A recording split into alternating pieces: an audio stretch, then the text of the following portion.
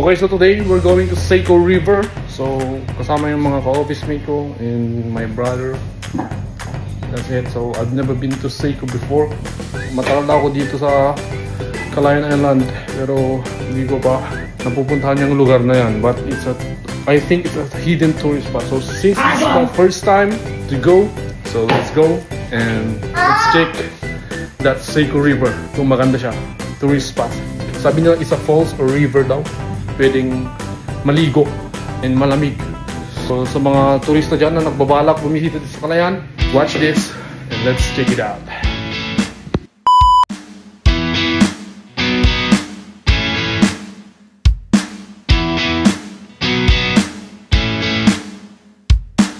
So dito na kami mag-stop magmotor and very maputik yung daan. Nakita nyo naman yung daan kanina. So that's why linagay na namin yung mga motor dito at ito yung sitwasyon namin papuntang Seiko River. Guys, di pa kami nakakalahati. Nagdaragan oh. Sino ba naman kasi ang hindi mapapagod sa ganong sitwasyong daan? Kaya nagpahinga kami dito sa may bridge and we continue walking in the river. Buhay adventurist! Hello! We're from Turkey. So if you want to try our luck, watch out. Ito po ang yung Sabi ko nga sa mga turista, sa mga nagbabalak na bumisita dyan, watch this! I think this is a hidden tourist spot. Hindi pa ito yung Seiko River na sinasabi ko. So nauna kaming tumawid dito sa ilog na to para makapag-rest dito sa silungan. And then suddenly, yung mga nahuling tumawid, ganito naman yung sitwasyon nila. Tumayo yung kalabaw, tumayo yung kalabaw.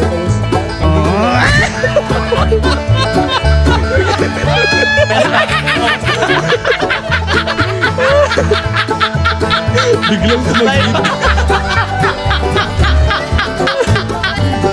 Good job. Oh, na-flash na. Na-flash na. Okay guys, this is fake George. So I think this will be our last. Go na! First and last. I don't wanna do this anymore. Oh, di pa tayo nakakalahati. Malapit na tayo sa katotohanan.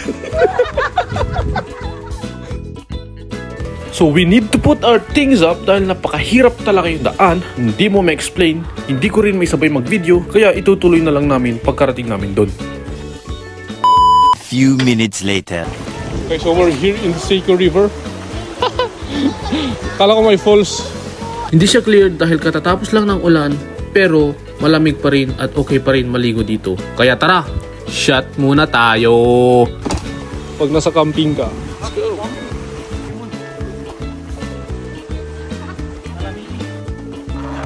Wow!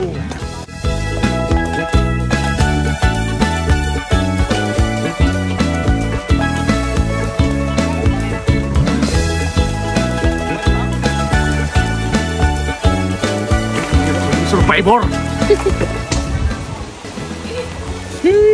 Luto na ang aming ulam! Dumudugong manok! So let's eat guys! Luto na yung mga ulam! Sobrang pagod man ang aming inabot para lang makapunta sa Seiko River. Sobrang enjoy and epic naman ang nangyari sa amin.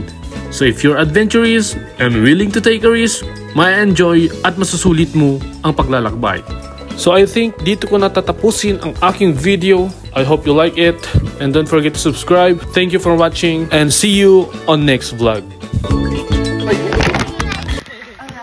Hi!